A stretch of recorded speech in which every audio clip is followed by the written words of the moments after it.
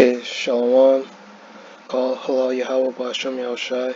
This is your brother Warren making a video to feed the sheep, to edify the lambs. Shalom to the Hakim and Akwatim. They're going to be watching this video. Yahweh Ba'Shem Yahushai Brakatham. And I'm using a different setup now. Just went on my laptop using the screen record, so I don't know how loud I might sound or how low I might sound. But most high willing, this should be good. So let's get into it.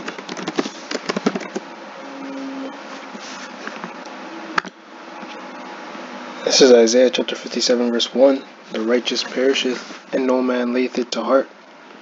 And merciful men are taken away, none considering that the righteous is taken away from the evil to come. Right, so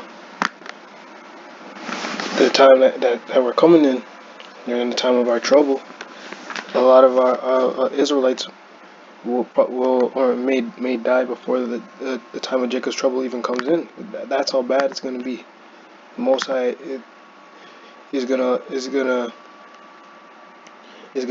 let you. He'd rather you die and chill in the chariots, so you don't have to suffer on the earth. Right?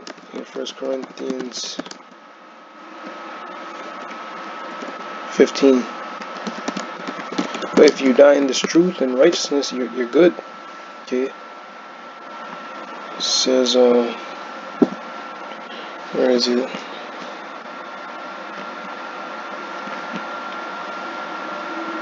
About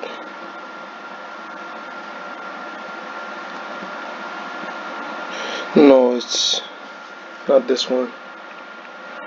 Hold on, give me a sec.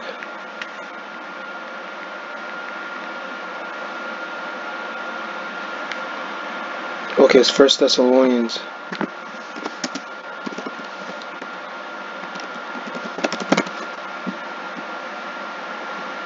First Thessalonians chapter 4. Okay, I guess I gotta type in.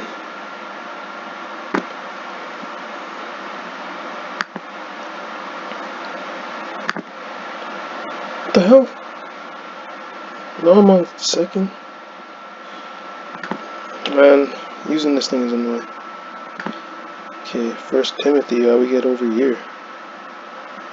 It says next book. Oh, okay, that's my bad.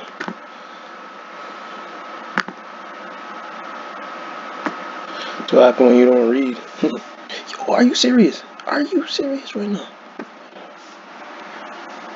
Bro, okay, I'm gonna just read it, man. This is some BS. Like, holy.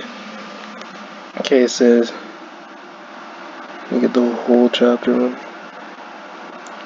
So it says, 1 Thessalonians chapter 4, verse 13. But it says, but I would not have ye be ignorant, brethren, concerning them which are asleep. Asleep is another word for being dead. Right? They said Lazarus was sleeping. I don't remember the exact precept, but just to show that sleep is another word for death. Where is it?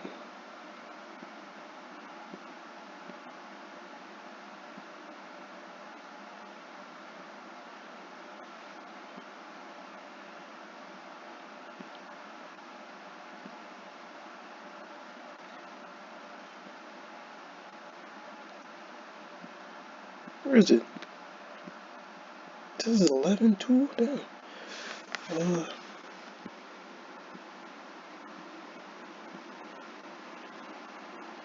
There it is. Okay, this is John chapter 11 and verse 11.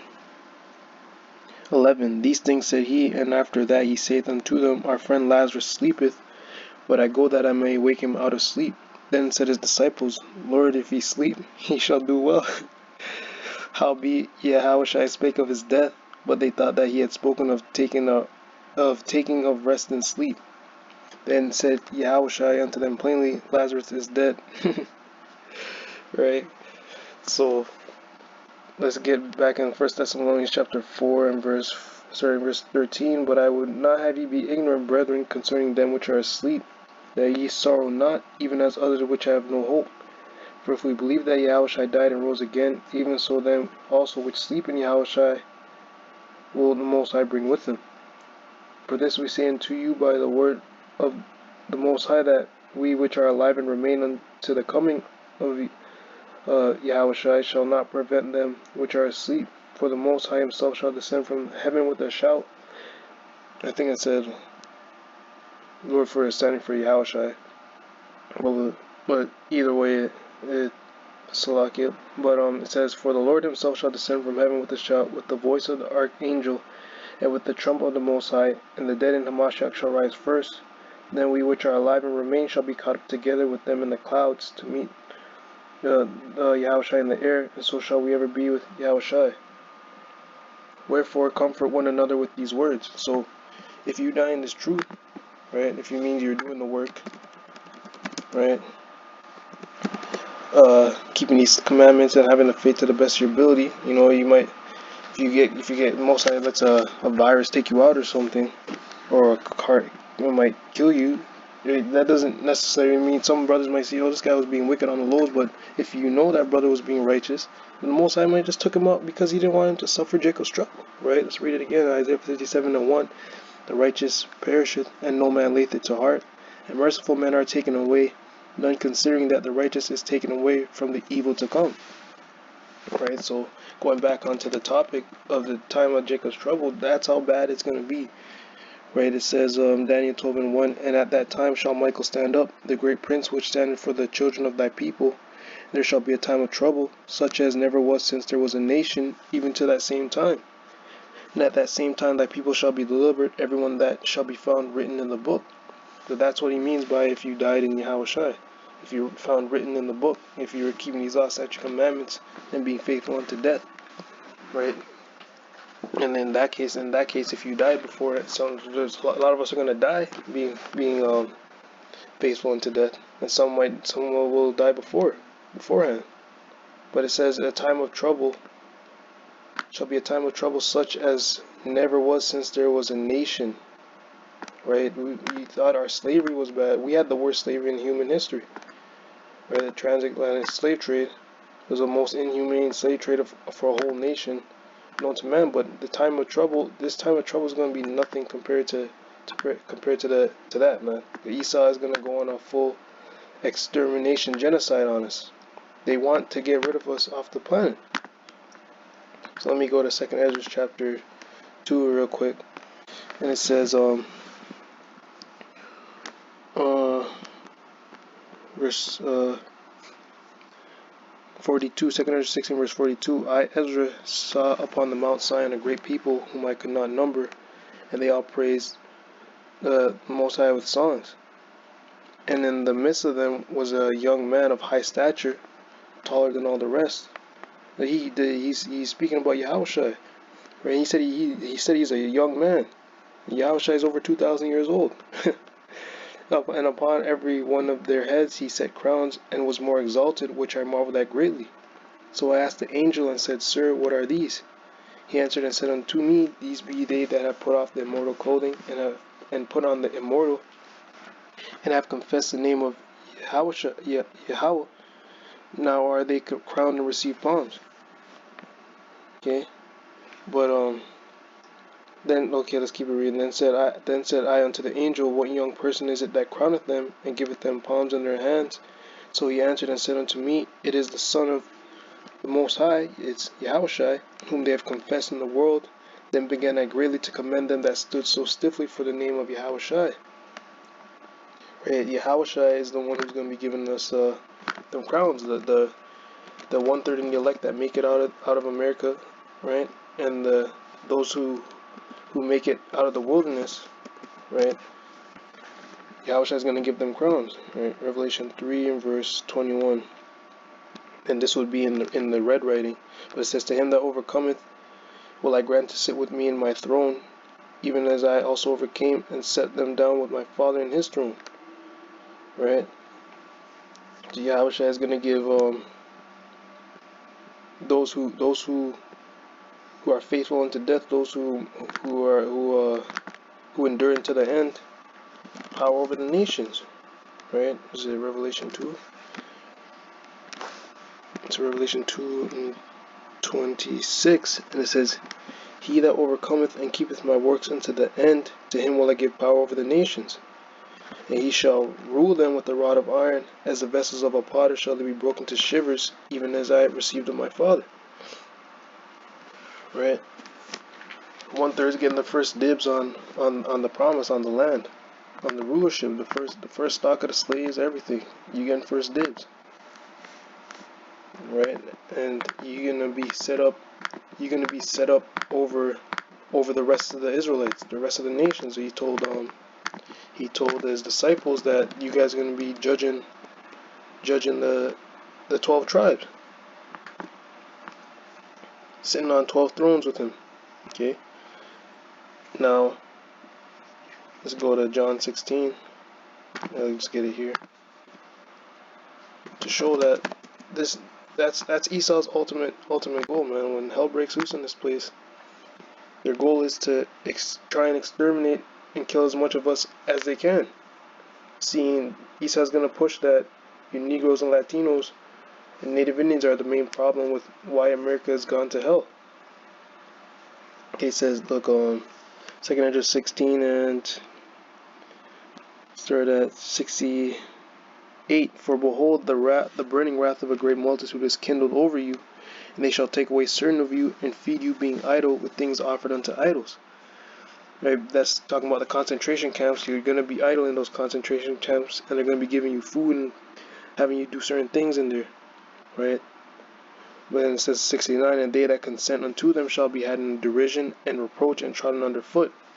So this goes into being faithful unto death, man. You might not have nothing to eat, but they're offering up to idols and stuff. You can't eat that. Right? Verse 70, "For there shall be in every place and in the next cities a great insurrection upon those that fear the Most High Yahweh. They shall be like madmen, sparing none, but still spoiling and destroying those that fear Yahweh." Right? That is going into the race wars, but the main people, Esau's has a military might, right? He's got his military, the different American armies, and then he's got the UN troops, which are filled with different nations of people, right? They call it peacekeeping, but these niggas are gonna come slaughtering people. Right? But this UN military is filled with all different nations of people. They're gonna fulfill the will of Esau, alongside his military and his police force. That's who's going to be governing this place, like they're doing right now, is putting people on lockdown. Right? But at the time of race wars, Esau's going to have to bring in some riots and all that stuff. He's going to have to bring in some real trouble to lock people down. Okay. But this also goes into John 16. Right? And then this is the mindset that the people who are going to be killing us are going to have. Esau's going to put it on Esau's going to do something to manipulate their minds to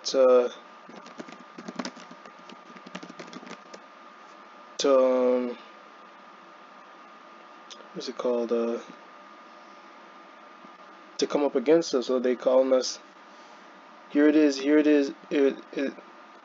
us repenting is letting the Negroes, Latinos, and Native Indians know that they're Israelites, and somehow they own Esau. Like I said in another video, Esau just wants to put black on us because black means dirty, filthy, wicked, right?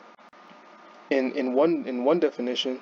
In the other definition, for just like white, it means pure, clean. That's why these Edomites call themselves white. They're not even white. They're more red. Their pigment shows forth through their skin. Even in this, you can clearly see this guy's cap is white, and these mans ain't white. But when the sun's beating on them and when it's really cold outside, right, or like Donald Trump, you can see this man's looking orange. The Edomite next to him is looking all red. Okay, but as you can see, we're a part of the terrorist threat. Here it is, we don't even have a military to defend ourselves. We fight in their militaries, and we're the threat. right? But anyways, we already know this is a part of the demonizing, and it has to happen because it's prophecy. So this is John 16:1. These things have I spoken unto you, that ye should not be offended. They shall put you out of the synagogues. Yet the time cometh that whosoever killeth you will think that he doeth God's service. So Esau is gonna put it in their mind that they're doing this for the Most High, right? So it's not talking about Christians. It's not talking about Satan worshippers killing Christians. It's talking about these people who think they know the Most High killing the Most High God's chosen people. Okay. So it's not talking about no Christians killing Satan worshippers, atheists, they don't believe in the Most High. So how's it gonna be that this is talking about the Christians, the true? How's this talking about the true Christians when he says those who are killing you think they're doing God's will? Right? Esau's the one who portrayed himself as God, right? So those Edomites are going to be killing us, trying to exterminate as much of us as they can. And this will go into this last point I want to bring on in the book of Esther, chapter 3, because it's always been in the heart of Amalek to do this.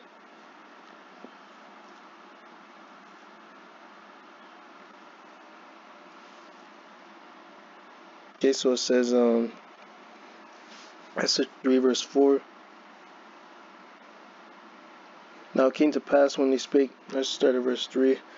Then the king's servant which were in the king's gate said unto Mordecai, why transgresseth thou the king's commandment? Because he didn't want to bow down to the king, right? Verse 4, now it came to pass when they spake daily unto him, and he hearkened not unto them, that they told Haman to see whether Mordecai's marriage would stand, for he had told him that he was a Jew. The Most High said, don't bow down to no idols.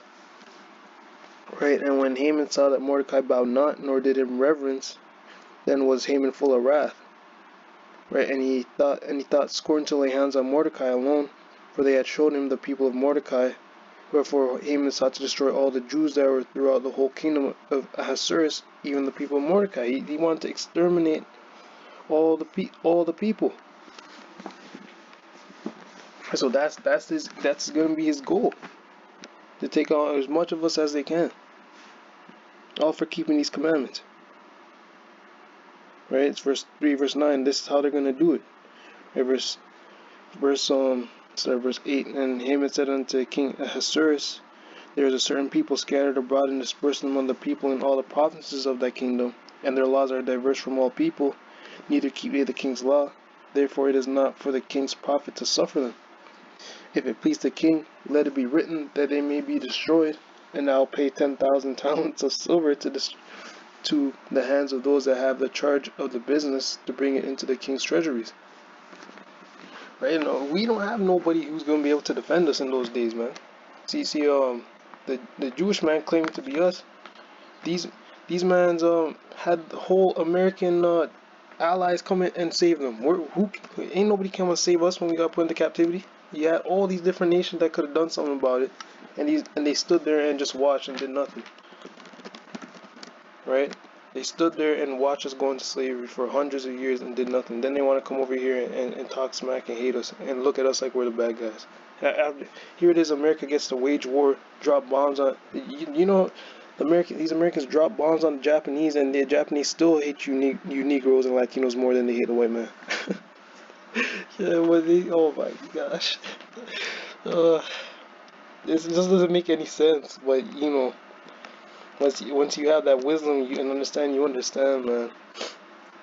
Right, it says in Revelation 11:8, and their dead bodies shall lie in the street of the great city, which spiritually is called Sodom and Egypt, where also our Lord is crucified. Right, that great city is America, spiritually called Sodom, right, because they do all sorts of fornication and wickedness over here, homosexuality, transgenderism, abortion, right? And then Egypt, because they got the children of Israel in captivity here. Negroes, Latinos, and Native Indians we all were in slavery in Egypt and back in the ancient day. And if you check the blood count on this, the body count on America, right? North America, it's mainly Native Indians, Latinos, and Negroes. Our blood has been shed in this land more than any other nation on the face of the earth, right? And they of the people and kindreds and tongues and nations shall see their dead bodies 3 days and a half, and shall not suffer their bodies to be put in graves. And they that dwell upon the earth shall rejoice over them and make merry, and shall send gifts one to another, because these two prophets tormented them that dwelt on the earth. Right? So the nations, they rejoiced at our downfall. And that's why they didn't come and save us. Right? And scripture doesn't say that the nations love God's chosen people. It says they hate them. Right? Let me get that.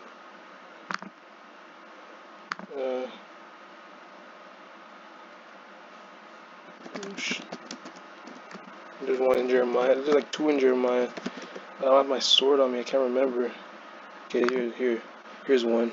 Three in Jeremiah, actually. It says, Jeremiah 15:5 says, For who shall have pity upon thee, O Jerusalem? Or who shall bemoan thee? Or who shall go aside to ask how thou doest? You know? We bring up our slavery. These guys just say, get over it. You guys are making a big deal out of nothing. Right? They talk about the Holocaust. It was a few years. These men, everybody's just like, oh my gosh, the poor Jews. Oh my gosh. I'm telling you, would you rather take 500 years of captivity or about like 4 years of hell? And the number count, 6 million of these niggas did not die. Okay? I don't know how these Germans are gonna kill 6 million of these men and fight off the British, and all these men at the same time. What was that? 15:5, right? And then I think there's one in Jeremiah 30 as well, right? So the nations don't care about the Most High's chosen people. They hate them, man. No, not this one. What? Okay, here it is. Jeremiah 30:14 says, All thy lovers have forgotten thee. They seek thee not, but for I have wounded thee with the wound of an enemy, with the chastisement of a cruel, for the multitude of thine iniquity, because thy sins were increased. Right? So they don't care. They don't care about what we went through. Instead, they hate us alongside the so-called white man. Right? The only reason the nations are starting to hate the white man now, because they're getting fed up with how he's destroying their lands. Right? It says Isaiah 42:22, but this is a people robbed and spoiled. They are all of them snared in holes, and they are hidden in prison houses. They are for a prey, and none delivereth, for a spoil, and none saith restore. You think these people would fight us to keep America back up, not to give it to the land, not to give the land back to the Native Indians. They'll fight to put us back in slavery, right? And this is why we're in this situation, man. So who gave Jacob for a spoil and Israel to the robbers? Did not Yahweh, he against whom we have sinned? For they would not walk in his ways, neither were they obedient unto his law. So we're simply just being punished for our sin against the Most High. That's all it is. But at the end of the day, there's, like I said, how Haman wanted to exterminate us. Right? They want to exterminate all the Negroes, Latinos, and Native Indians, looking at us like the problem with the whole earth. You know, the time is coming where the Most High is going to reverse it on them. So let's close on this one. It says, Jeremiah chapter 30, verse 16, Therefore all they that devour thee shall be devoured, and all thine adversaries, every one of them shall go into captivity. And they that spoil thee shall be a spoil, and all that prey upon thee will I give for a prey. Right? Well, right? For I will restore health unto thee, verse 17, and I will heal thee of thy wounds, saith Yahweh, because they called thee an outcast, saying, This is Zion, whom no man seeketh after. And that's how they look at us, man. There's this one Korean chick, what's her name?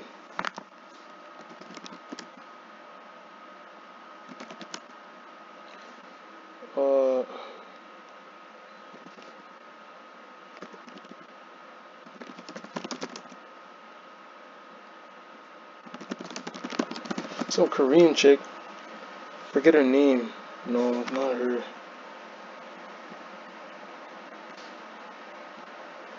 Ooh, she wanted because Floyd Mayweather said something about what's his name, Jeremy Lin. She wanted us. She posted how she wanted us to get exterminated. All Negroes to get exterminated. uh, where's this girl, man? I forget what she was, but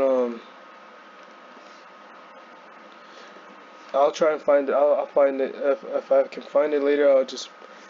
I'll let it be known. But I can't find it right now. But anyways, back onto the topic. Yeah, man. So this is the time that's getting ready to happen, man. Jacob's trouble gonna be hell. But anyways, I just wanted to point that fact out. All right. Or let me close on a high note, at least. Let me get 1 Corinthians 15, because that 1 Corinthians 15 is a good one.